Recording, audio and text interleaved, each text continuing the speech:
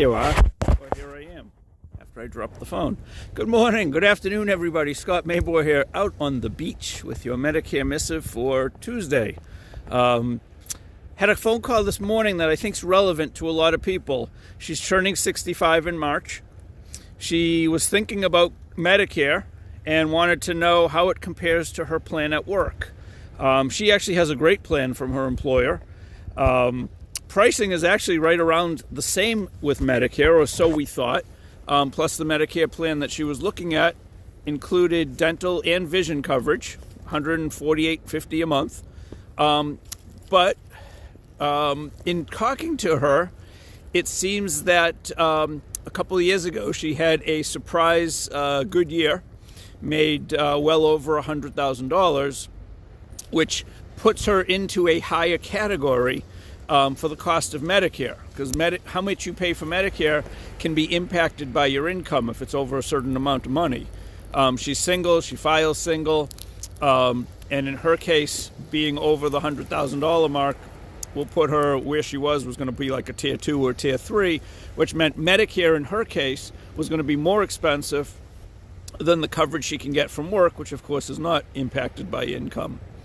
So it's always worth checking. Had she not had that really good year a couple of years back, Medicare would have been the better choice.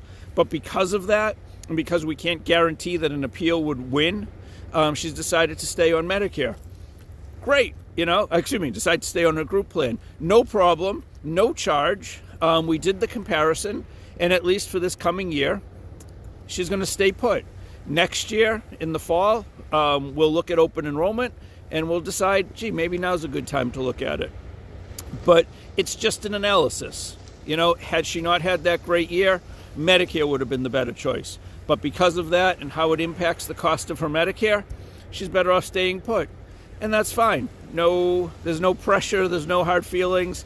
It's great. She's going to send me referrals, and when she's ready in the fall, we'll revisit it.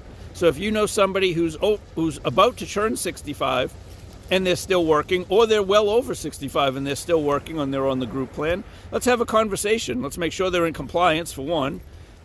Two, let's see if Medicare is not a better choice, either because it covers more, has a smaller deductible, or lower premiums, or let's see if the group plan you're on is still the best plan for you. And that way we can check, and then we revisit in the fall during open enrollment season. Let me know if you have any comments, questions, or anything I can help with.